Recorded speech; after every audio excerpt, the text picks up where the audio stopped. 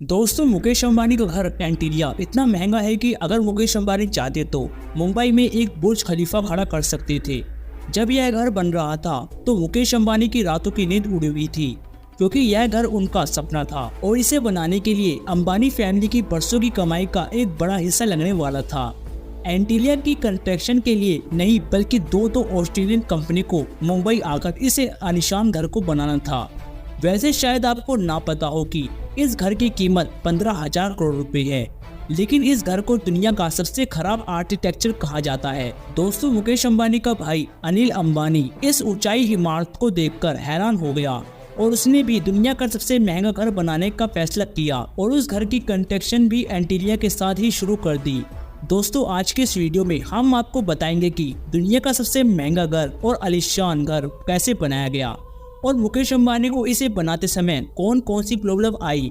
तो वीडियो के अंत तक हमारे साथ बने रहें और इस चैनल को सब्सक्राइब भी जरूर कर दें। दोस्तों, सन 2002 में मुकेश अंबानी के पिता का देहांत हुआ। तब उनकी सारी जायदाद दोनों भाइयों में बांट दी गई और दोनों ही भाइयों ने पहले तो बहुत पैसा कमाया। हालांकि मुकेश अंबानी ने अपनी कामयाबी को बनाए रखा, लेकिन उनका भाई अनिल अंबानी मुकेश अंबानी के कंगाल भाई के नाम से जाना जाता है। अब दोस्तों, मुकेश अंबानी ने अपनी जायदाद के बड़े हिस्से से अपने सपनों का घर यानी एंटीलिया बनाने का सोचा और घर पर तो पहले सोचा गया था कि इस पर पूरे 2 बिलियन का खर्च होगा। और जब इतनी बड़ी रकम खर्च होने वाली थी तो मुकेश अंबानी ने जल्दबाजी ना दिखाते हुए इसका काम सन 2006 में शुरू कर दिया।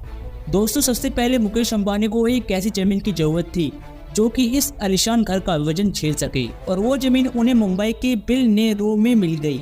उन्हें अपने एंटीलिया के लिए करीब 4 लाख स्क्वायर मीटर की जगह चाहिए थी और इसलिए उन्होंने वो जगह 21 करोड़ रुपए में खरीद ली। आपको बता दें कि जहां पर यह आलीशान घर है वहां पहले एक अनाथ आश्रम हुआ करता था, लेकिन अंबानी ने उसे मुंह मांगे पैसे देकर उसे खरीद लिया। इसके बाद मुकेश अंबानी को ऐसी कंपनी की तलाश थी जो कि 15,000 करोड़ रुपए का घर डिजाइन बनाकर उसको एक अलग मुकाम दे पाए और इसके लिए नीता अंबानी ने डिजाइनर को बुलाया जिन्होंने न्यूयॉर्क में नियंटल ओरिजिनल नाम की एक जगह का डिजाइन किया था, क्योंकि नीता अंबानी इस डिजाइन से बहुत ही इम्प्रेस थी।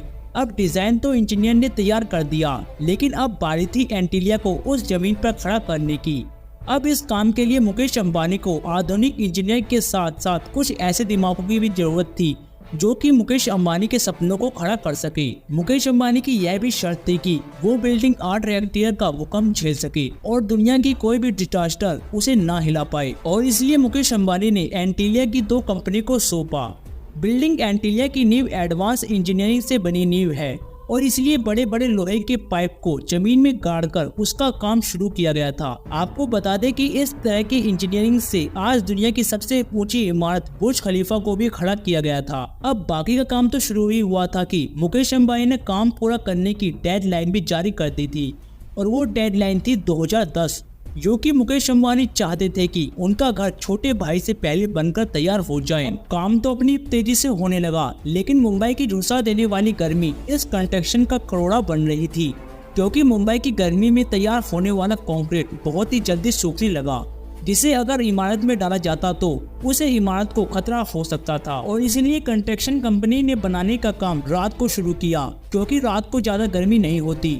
अब करीब 4 साल बाद 15,000 करोड़ रुपए की लागत से बिल्डिंग का सारा काम खत्म हो गया, लेकिन मुकेश अंबानी को ज्योतिषी ने कहा अभी तुम अपने घर में प्रवेश ना करो, और इसीलिए सन 2012 में 50 से ज्यादा पंडित पूजा में बुलाए गए और तब जाकर मुकेश अंबानी ने अपने घर में कदम रखा।